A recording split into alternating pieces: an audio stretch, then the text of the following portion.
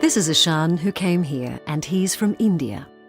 He came to Australia to study architecture. When he first arrived, everything was new. His first day on campus was overwhelming, but that seems like a long time ago. He's now more settled and confident. He knows his way around and has made friends. I have a part-time job to pay my rent and to cover my living expenses while I'm studying here.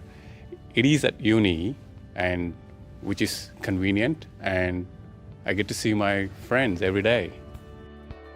Ishan was also lucky to have some friends in India who had lived and worked in Australia.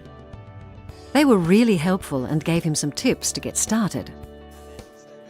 Because Ishan was coming to Australia on a student visa and his course is more than 6 months long, this meant he would be an Australian resident for tax purposes. So one of the first things he did was to get himself a tax file number, or TFN, by completing a TFN application or inquiry for individuals form online. You've got to be careful with your TFN.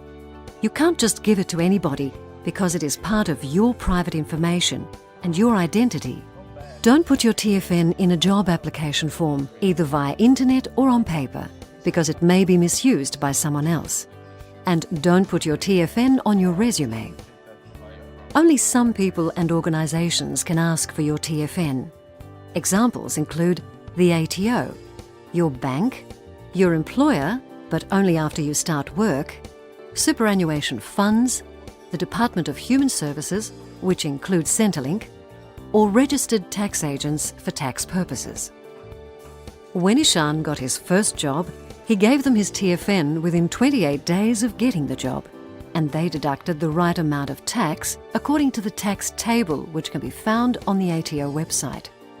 If Ishan had not given his employer his TFN, they would have deducted the maximum percentage of tax from his pay. So giving your TFN to your employer is really important to make sure you are paid correctly. Once he started working, Ishan also made sure he started record keeping. That meant keeping records of all his income and expenses, such as dry cleaning his cafe uniform that has a logo on it. So now he has records of everything he spends that relates to his work, as he may be able to claim the costs as tax deductions. This reduces the amount of tax Ishan pays every year and gives him a bit of extra money. It's a good idea to check the ATO website for a list of what you can and can't claim. Social media makes it easier too. He follows ATO on Twitter, has liked ATO's Facebook page, and watched the ATO's YouTube videos that are relevant to him.